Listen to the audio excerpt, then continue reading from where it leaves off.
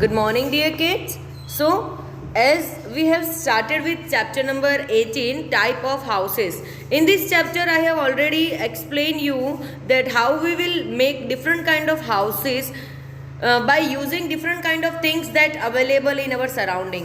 बेटा हमारे आसपास जो चीज़ें अवेलेबल होती है उसी से मिला के हम लोग हाउसेस बनाते हैं. जैसे कि गांव में अगर कोई कच्चा घर बना रहा है तो उसके लिए उसको नीड जिस चीज़ की है वो वहाँ पे अवेलेबल हो जाती है. वैसे ही अगर हम लोग पक्का हाउसेस बना रहे हैं, आरसीसी वाले हाउसेस बना रहे हैं, तो उसके लिए भी जो भी उसकी रिक्वायरमेंट है वो हमारे सिटीज़ में अवेलेबल होती है. So according to requirement and according to their economical facilities they people build the houses according to small, big, kacha, pakka, etc. And one more thing I have told that Rajasthan Housing Board Society is also providing such kind of houses to that needy people. Now let's move on with the next page number 146.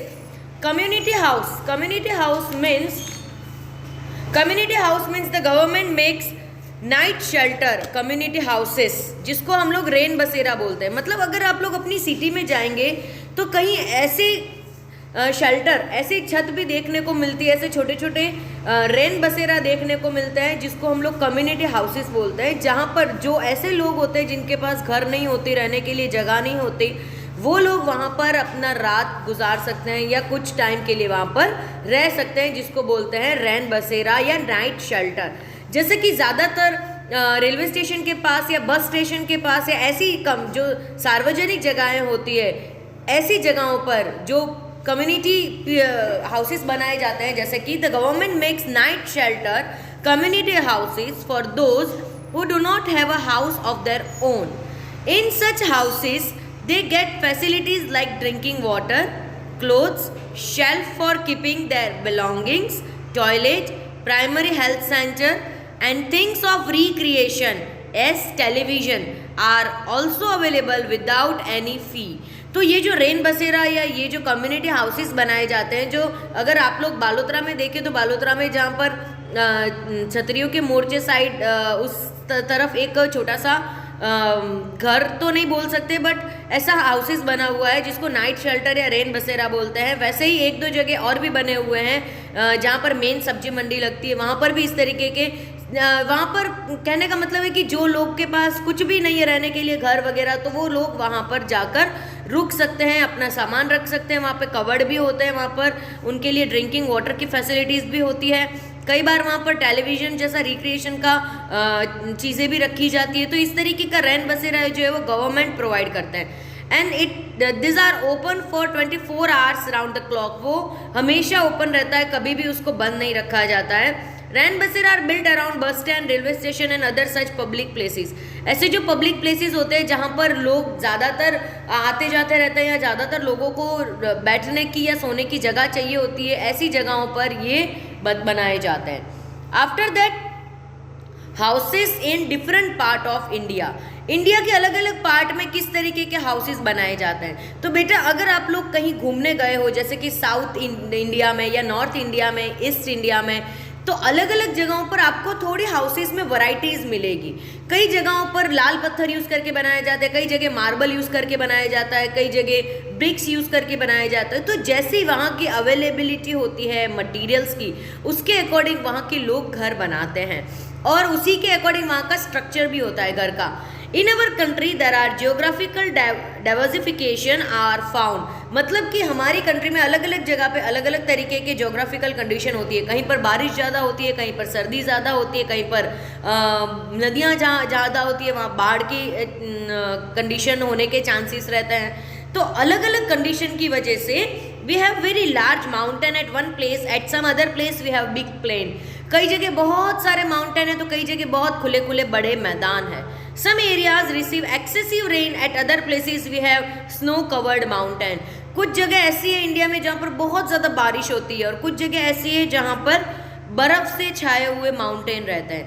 So for this reason people build houses according to the climate and season there.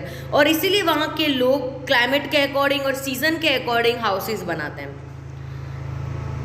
Let us see the various type of houses. अभी देखते हैं कि किस किस तरीके के houses बनते हैं. तो सबसे पहले यहाँ पे आपको एग्जांपल दिया हुआ है कोस्टल हाउसेज.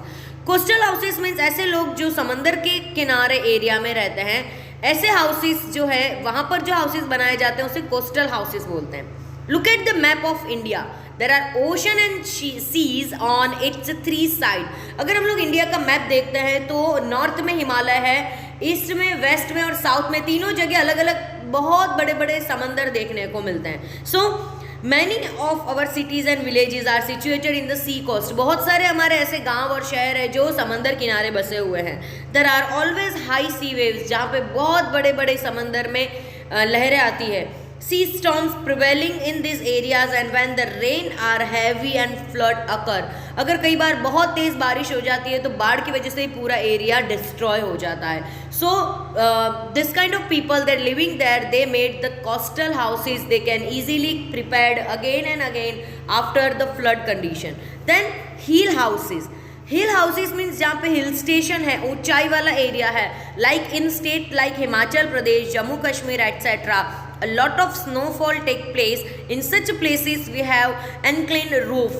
ऐसी जगह है जहाँ पर हिल स्टेशन है, जहाँ पर बहुत ज़्यादा बर्फबारी होती है, वहाँ पर लोग जो घर बनाते हैं उसकी छत ऐसी होती है जिसको इनक्लीन बोलते हैं, जहाँ पर अगर बारिश गिरती है, बर्फ गिरती है तो वो पानी इजीली नीचे स्लॉप डाउन हो जाता है। So this kind of houses is called hill houses.